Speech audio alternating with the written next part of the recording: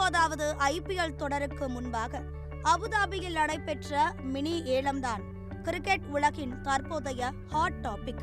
பெருவாரியான ரசிகர்களின் பேராதரவு பெற்ற அணியான சென்னை சூப்பர் கிங்ஸ் ஏலத்தில் இந்த முறை இளம் வீரர்களுக்கு அதிக முக்கியத்துவம் கொடுத்துள்ளது. குறிப்பாக சர்வதேச போட்டிகளில் ஆடாத 2 இளம் வீரர்களுக்கு சுமார் 28 கோடியை கொட்டி கொடுத்திருக்கிறது. அதே நேரம் லிவிங்ஸ்டன், வெங்கடேஷ் ஐயர் போன்ற வீரர்களை விட்டுக் கொடுத்து மீண்டும் ஒருமுறை சொதப்பி இருக்கிறது. இந்நிலையில் ஏலத்துக்கு பின் நடந்த அணி மீட்டிங்கில் தோனி அதிருப்தியை வெளிப்படுத்தியதாக தெரிகிறது. விக்னேஷ் புதூர், வெங்கடேஷ் ஐயர் இந்த 2 வீரர்களையும் குறைந்த விலைக்கே வாங்கி இருக்கலாம். இளம் வீரர்களை எடுத்தது நல்ல முடிவுதான் என்றாலும் அவர்கள் சரியாக ஆடவில்லை என்றால் நாம் மிகுந்த விமர்சனங்களுக்கு உள்ளாவோம்.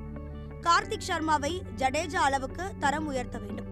பிரசாந்த் வீர் எனக்கு மாற்றான விக்கெட் கீப்பராக வளர்ந்தால் மகிழ்ச்சி. இவ்வாறு மீட்டிங்கில் தோனி பேசியதாக கூறப்படுகிறது. கடந்த முறை சென்னை சேப்பாக்கத்தில் நடைபெற்ற மும்பை சென்னை இடையிலான போட்டியில் விக்னேஷ் புதூர் அசத்தலாக பந்து வீசி CSKவை சீட்டுக்கட்டு போல் சரித்து விட்டார். இதை பார்த்த தோனி தனிப்பட்ட முறையில் அவரை அழைத்து பாராட்டி பேசினார். இதனால் மினி ஏலத்தில் நிச்சயம் விக்னேஷை சென்னை எடுக்கும் என எதிர்பார்க்கப்பட்டது. ஆனால் குறைந்த விலையான 30 லட்சம் ரூபாய்க்கு வந்தும் கூட CSK விக்னேஷை திரும்பி பார்க்கவில்லை.